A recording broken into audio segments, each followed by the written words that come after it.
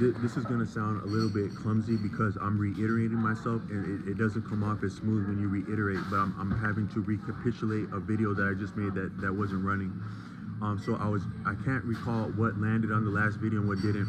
But what I was getting around to saying is that paternalism is very significant in life, both I would imagine in a communal tribal setting, but also in our modern setting, and in some of what we appreciate as oppression and inequity, and the different forms of violence that would be. I would appreciate that all violence, injustice is a form of it's attendant of incongruence in economic inequity, the reciprocity of value and contribution. When that is skewed, that first it unsettles economics, and then it unsettles social standing, and all manner of living and eventualities can be reduced to first the social standing, but prior to that the economic setting. Now in a communal setting, it can be appreciated that you wouldn't necessarily have value for value, and you would have rank and standing, because something about human beings is that we cannot exist outside of a hierarchy. Try as we may, we will form a hierarchy. If you had a person who had no ego whatsoever, like some of our great figures are reputed to have, you would still have a hierarchy from them, because such and such is so great for such an absence of an ego.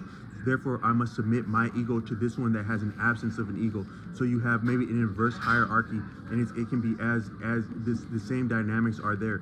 So we go and we prostrate to a king that we live in the modern context, separation of church and state. Yet we go and we bow down and supplicate before a king on a throne that we can't see, no different than if we were going before and presenting ourselves before a king weekly in times past. You could say it's more sophisticated, being invisible, because something that you can't see it's actually closer to you. So you say, what the greatest of this universe is so far away and I can't conceive it, yet it's actually so close because it cannot be perceived. That's actually how close it is. You cannot see something that is close to you. What's closer to you than your face? Yet have you ever seen your face outside of the support of a smartphone or of a mirror? You have not. If I wanted to hide something from someone, if I really wanted to hide something from you, I'd find a way to get it into your hand without you recognize it. How long would it take for you to find something that's in your hand all along, but you don't realize it's in your hand? So they say the great I am we've been looking for the beginning of time. Had the great I am not been your own hand that whole time, how close to you, yet how far to you is that? So we prostrate before a king that we can't see. How close to you is that? How oppressive could that potentially be? A king that you can't see, but you still prostrate to. But the fact just goes that there will be a hierarchy, whether there's an ego or an absence of an ego, a figure on a throne or an absence of a figure on a throne. There will yet be a hierarchy as human beings go.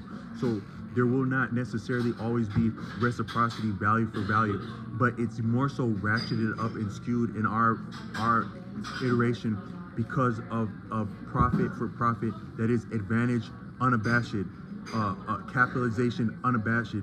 You need this, I have this, therefore I want this from you that is more than what I'm giving you. That is advantage. So in a military, right? You have military. What is the objective in military? Is the assertion, the seizure, the assertion, the capitalization of advantage. That's military science. That's violence par excellence. Is isolation of advantage. So what we have now is that same thing. It's just unabashed advantage, unabashed. So so a lot of things are existing. They have existed, but we don't appreciate how maybe unnatural they can be in our normal setting, but we appreciate them as natural. But the way that would be sustained is along paternalism. That is, what is the most potent power? What is the most powerful thing in existence? The most powerful thing in existence is you. But what do you respond to? What do you engage with? What do you have faith in? What do you sacrifice for what you trust? It is the most powerful thing. So anything that can garner your trust can garner all of you, all of your power, all of your might, all of you can be garnered by what you trust. So paternalism draws forth trust implicitly in a natural setting. We would likely be having things similar to paternalism. It wouldn't be along the lines of mother, father, sister, brother, but it would be who do you trust is who you would go along with, and you would experience that as paternalism, up, across, and down, superiors, peers, inferiors. Who you trust is who you give your all to. So I don't think that that's necessarily bad, but in a capitalist system, in a system of advantage, we always want to have the advantage. Therefore, we always want to have the trust. Therefore, we assert paternalism arbitrarily. I think that the greatest form of leadership is competence, not any form of entitlement, even experience, because even experience can yet be entitlement. I've worked in different fields where they emphasize seniority, but the senior office, the senior rank, are the ones trying to get away from duty, trying to get away from work, trying to have the longest weekends, trying to have the highest pay. So the experience can also be a form of privilege and entitlement that is brutal. But just simple competence is what I would follow, and I think it is what's worth following.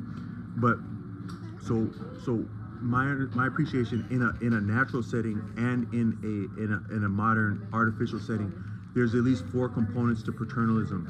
You would have social proof, social standing, how we're respected in a community. It is what people will follow about us.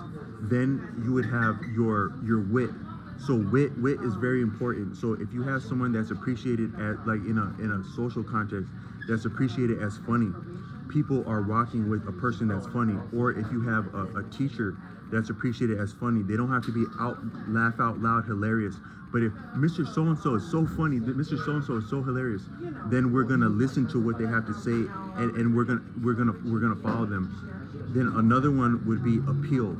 Different forms of appeal. The most potent that I appreciate is sex appeal, but just appeal in general is very powerful as a form. It can amount to paternalism. Then would be competence. So you can appreciate that. So what I'm saying is that we will experience paternalism throughout a lifetime, but different people are trying to fight over the means of paternalism over our lifetime.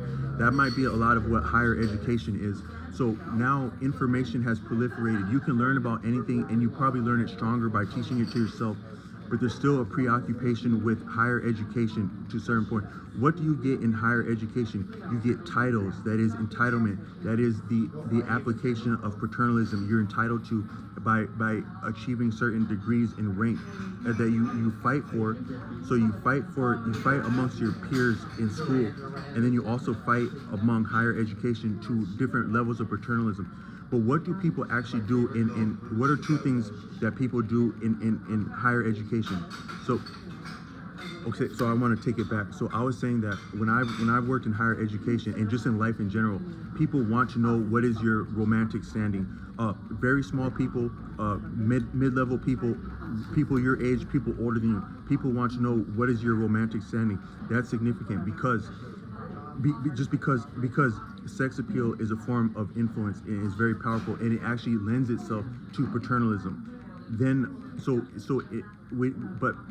imagine you go to some of these schools, right? These schools, a lot of these schools where, so back in the day, so not everyone could go to college, but college was more so to make you, to refine you. It wasn't necessarily to train you. It was to refine you, so that you would pass yourself off as the leadership class, the entitled class. That's what college was for. Is for handing off the leadership, the entitlement, and it still functions like that. But these actual orders, these school orders, these fraternal orders, whatnot, what the hazing was significant. There's always been hazing in these fraternal orders, these things that operate with somewhat secrecy. But what would actually be the purpose of that? What would be the preoccupation with that? Certain experiences, they actually lend themselves to making you a little bit more sexy, frankly speaking, and people can perceive that in you. So here you have this leader, they're entitled, but they're also a little bit sexy. So that makes them more entitled, more believable, and that's actually what's going across some of this higher education and